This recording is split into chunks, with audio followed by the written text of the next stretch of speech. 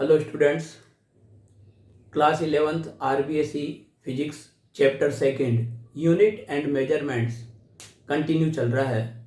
इससे पहले इसके 6 लेक्चर्स आपको दिए जा चुके हैं इस चैप्टर के, और लास्ट जो 6th लेक्चर हमारा था उसमें हमने different units of mass and time read की थी।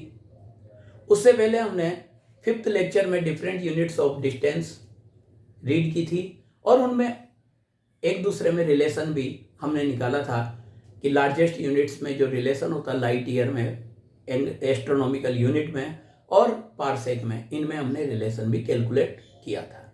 अब हमारे पास जो टॉपिक आता है इसमें वो है बेटा मेजरमेंट ऑफ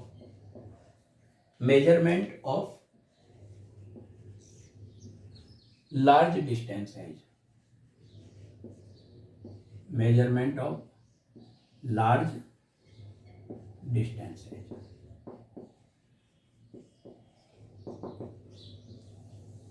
और इसमें सबसे पहला मेथड है parallax method.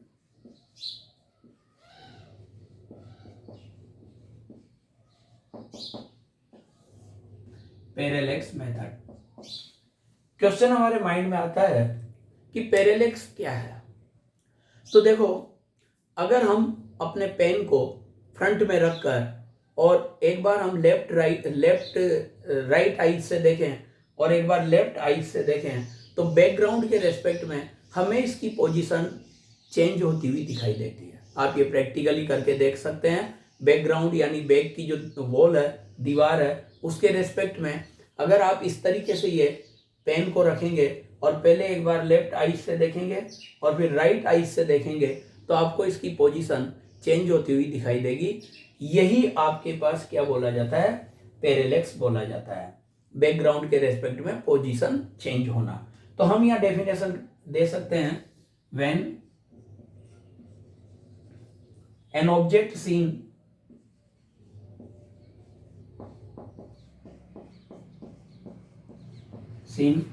by our left eye and right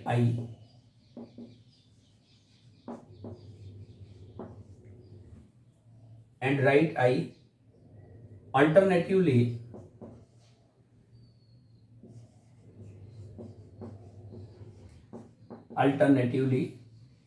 then the position of image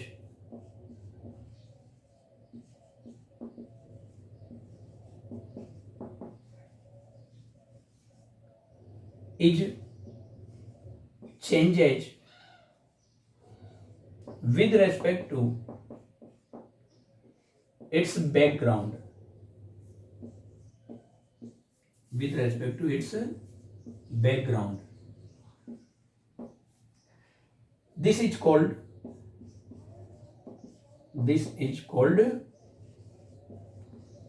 parallax. यही आपके पास पैरेलेक्स है। तो जैसे सपोज करो कि ये कोई पी ऑब्जेक्ट है और ये हमारी लेफ्ट आई और राइट आई है। तो ये लेफ्ट आई और राइट आई के बीच की जो डिस्टेंस है ये हम लेकर चल रहे हैं b, that is the distance between left I and right I.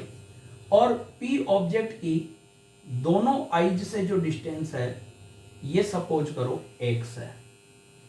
ये डिस्टेंस हमने क्या ले ली? x। तो दोनों आईज से जो जाने वाली रेज है जो ऑब्जेक्ट को देख रही है, या दो ऑब्जेक्ट से आने वाली जो दोनों आईज पर जो रेज है, इन दोनों रेज के बीच में जो ये एंगल है, ये एंगल है थीटा। या लाइन जॉइनिंग जो है आईज को आपके पास किससे? ऑब्जेक्ट से जो लाइन जॉइनिंग कर रही है, उन दोनों के बीच में एंगल थीटा है, जिसको हम पैरेलेक्स एंगल भी बोल सकते हैं। तो ये यहाँ पर आपके पास एक रिलेशन आ जाएगा जो आप जानते हैं, parallax angle is equal to arc upon radius. तो यहाँ पर ये हो जाएगा बेटे parallax angle equal to distance between eyes, distance between eyes upon distance of object.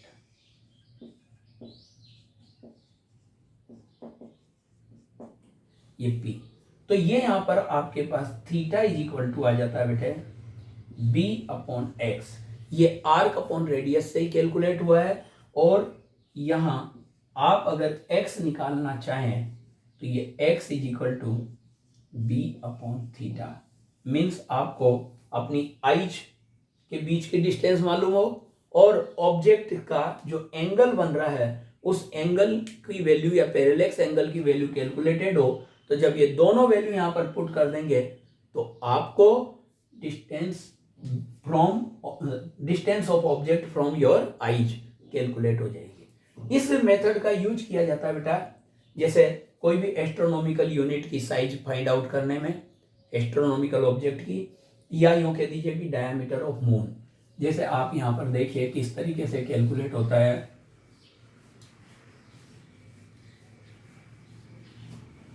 Calculation of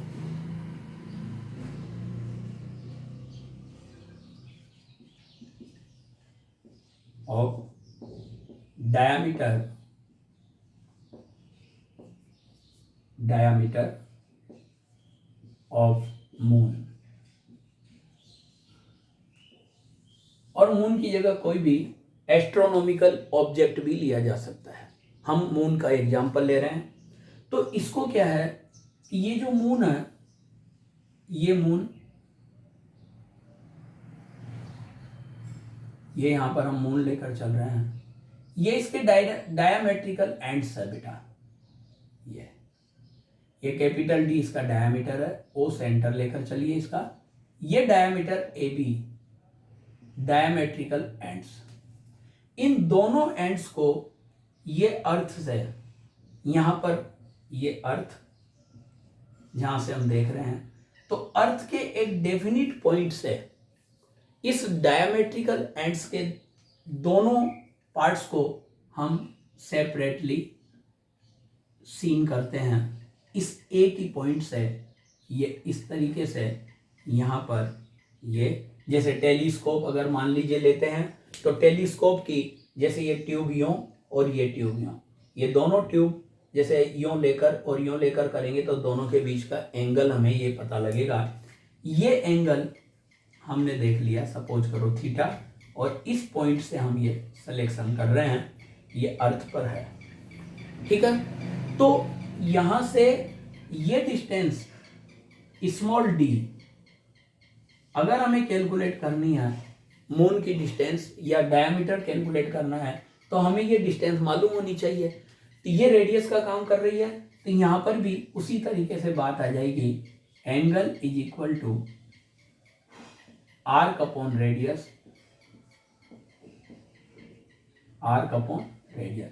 अब इस डायग्राम में आप देख लीजिए, आर्क का काम कर रहा है डायमीटर ऑफ द मून, और रेडियस का काम कर रही है distance of the moon from earth. तो that is implies that theta is equal to capital D upon small d, and from it you can calculate capital D is equal to D into theta। यानी diameter जो moon का है वो distance into angle हो जाएगा। तो अगर आपको एंगल मालूम हो और distance from earth to moon मालूम हो, तो आप डायमीटर कैलकुलेट कर सकते हैं। ये आपके पास है। इसी तरह एक मेथड आता है इसमें बेटा, रिफ्लेक्शन और इको मेथड। सेकंड जो मेथड आता है रिफ्लेक्शन और इको मेथड, वो क्या है? सेकंड रिफ्लेक्शन और इको मेथड।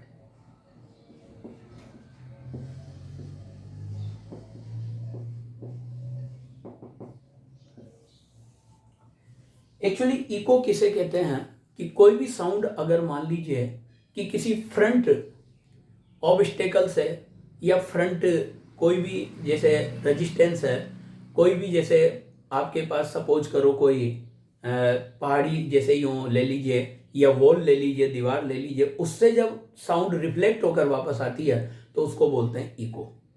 ठीक है, तो सपोज करो कि एक गन हमने फायर की किसकी तरफ, किसी एक हिल की तरफ या माउंटेन की तरफ, तो हिल और माउंटेन से जब आपके पास जो साउंड वापस आएगी उसको हम इको बोलते हैं। तो यहां हम ये लेकर चल रहे हैं कि a gun is fired towards a hill or mountain, किसी एक हिल और माउंटेन की तरफ हमने ये गन को फायर किया, and the time interval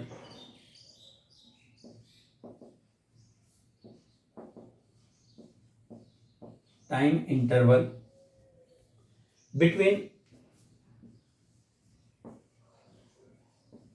instant of fire and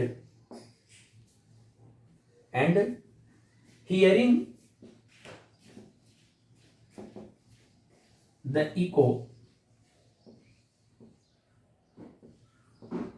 is t। ये हमने कैलकुलेट कर लिया कि सपोज करो ये टाइम, अब ये टाइम इंटरवल t है, तो इस टाइम में साउंड को या साउंड वेव जो है उसको जाने में और रिटर्निंग होने में जो टाइम लगा है वो यही है। It means sound wave taking t time first in goes towards hill and second in coming after reflection,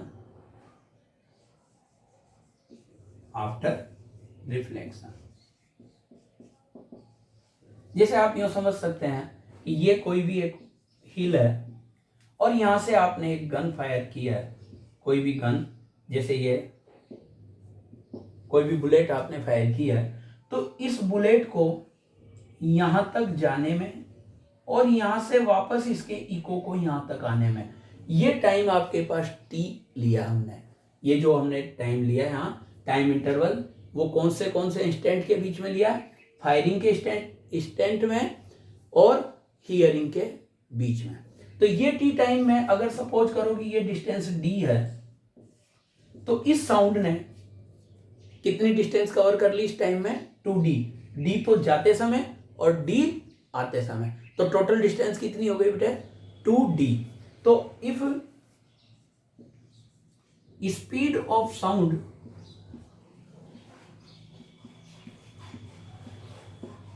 is v, then v equal to 2d upon t। 2d upon t क्यों लिया, क्योंकि d distance forwarding और d distance backwarding, total implies that 2d is equal to v into t and then d equal to v into t upon 2। तो ये आपके पास किसी भी mountain की, किसी भी हिल की आप डिस्टेंस फाइंड कर सकते हैं रिफ्लेक्शन मेथड से। टोटल आपके पास ये इस तरीके से कैलकुलेट होता है बेटा। इसमें आपको वेलोसिटी ऑफ साउंड मालूम होनी चाहिए और टाइम इंटरवल मालूम होना चाहिए। अगर ये आपके पास दोनों चीज मेजरमेंट है तो आप इसको इजीली कैलकुलेट कर लेंगे v इंटू टी अपॉन 2 करके। इसके बाद आपके पास इसमें मोलिकुलर साइज की फाइंड आउट करने के लिए भी मेथड दिया गया है। तो मोलिकुलर लेयर मेथड है स्मॉल डिस्टेंस मेजरमेंट करने के लिए। तो यहाँ पर ये measurement of of very small distance.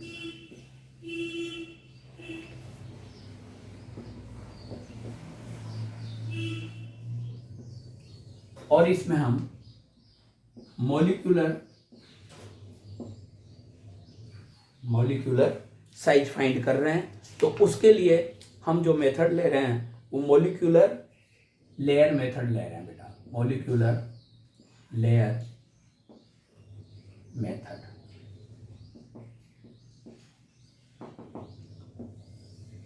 इसमें क्या किया है कि हमने 1 cc of oleic acid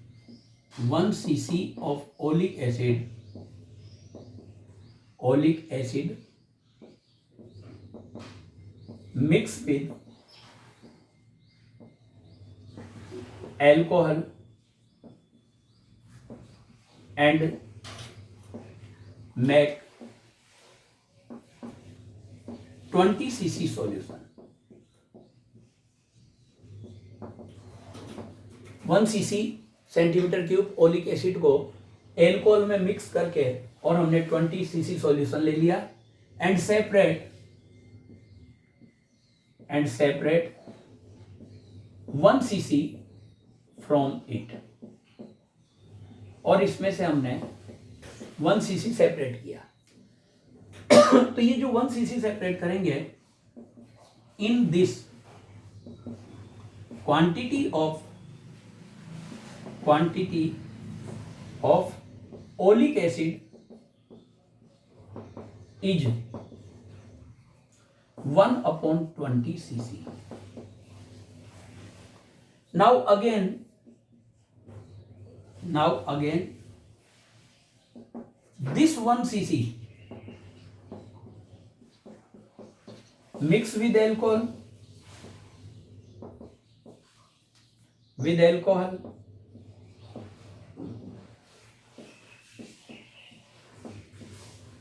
and make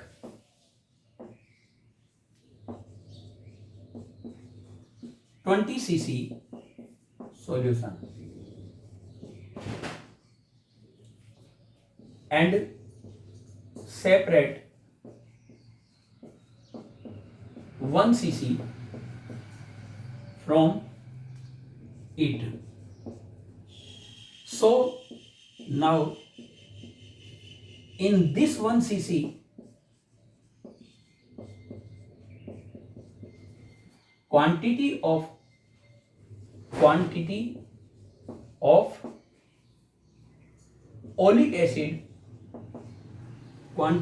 oleic acid is 1/20 into 1/20, that is 1/400 cc.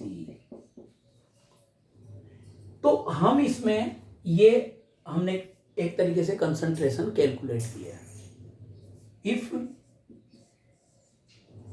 Volume of 1 drop is V centimeter cube या 1 VCC V centimeter cube, then total volume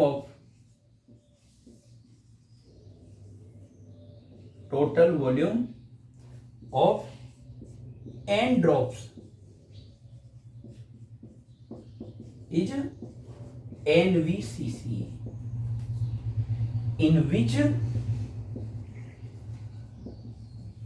oleic acid is equal to 1/400 into NVCC. तो ये आपके पास यहाँ तक हमने theoretical बात ये ली है कि हमने n ड्रॉप्स ले ली, ईच ड्रॉप का वॉल्यूम VCC है और उसमें ओलिक एसिड कितना है 1/400 NV। इन n ड्रॉप्स को हम क्या करते हैं, एक बीकर में वाटर लेकर और उस वाटर पर लाइकोपोडियम पाउडर एक तरीके से डालकर उस लाइकोपोडियम पाउडर पर इन n ड्रॉप्स को स्प्रेड करते हैं। तो ये जो n ड्रॉप्स स्प्रेड होती है ये 1 ड्रॉप की साइज में या यो कह दीजिए कि मोनो मोलिकुलर साइज में ये एक तरीके से स्प्रेड होती है। मतलब जैसे अपने पास बहुत सारी मान लीजिए बॉल्स है और बॉल्स को फैलाकर यूं सरफेस पर अपन एक तरीके से स्प्रेड करें तो केवल एक बॉल एक जगह रहे और उसके बाद उसके पैरेलल में अनदर बॉल्स रहे, यानी ऊपर उसके बॉल्स ना आए, तो उसको मोनोमोलिक्यूलर लेयर बोलते हैं। अब इस मोनोमोलिक्यूलर लेयर की जो विथ होगी, वो विथ या मोटाई जिसे कह सकते हैं अपन, वो विथ उस बॉल की या उस मॉलिक्यूल की डायमीटर होगी। ओके, तो डायमीटर और एरिया अगर हमें पता लग रहा है तो ये यहां पर if these drops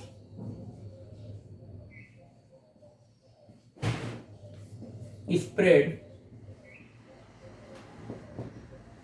into an area A and width of layer is T, then AT is equal to 1/400 into NV। जो वॉल्यूम हमने ऑलरेडी कैलकुलेट कर दिया, वो वॉल्यूम यहां पर इसके इक्वल होगा, और यहां से बेटे T equal to 1/400 into NV/A। आप यहां पर इस लेयर की विथ कैलकुलेट कर लेंगे तो ये जो लेयर की विथ होगी यही डायमीटर ऑफ द मॉलिक्यूल होगी।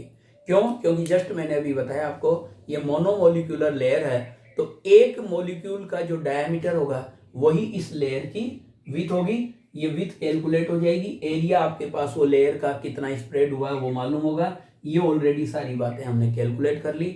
ये सारी वैल्यूज जब नंबर ऑफ ड्रॉप्स, नंबर वो volume of one drop, area of the spreading drops, ये सारी जब इसमें पुट कर देंगे तो आपको विथ ऑफ द लेयर मिल जाएगी और वही मॉलिक्यूलर साइज या मॉलिक्यूलर डायमीटर है। तो इस तरीके से किसी भी मॉलिक्यूल का डायमीटर आप कैलकुलेट कर सकते हैं। और मॉलिक्यूल के डायमीटर की जो ऑर्डर होती है ये नैनोमीटर में होती है, 10⁻⁹ मीटर में। ओके, जो ऑलरेडी हम डिस्कस कर चुके हैं। 10⁻⁹ मीटर में मॉलिक्यूल की साइज होती है, मॉलिक्यूल का डायमीटर होता है। तो ये आज इस लेक्चर में इतना ही है। That's all for today. Now thanks.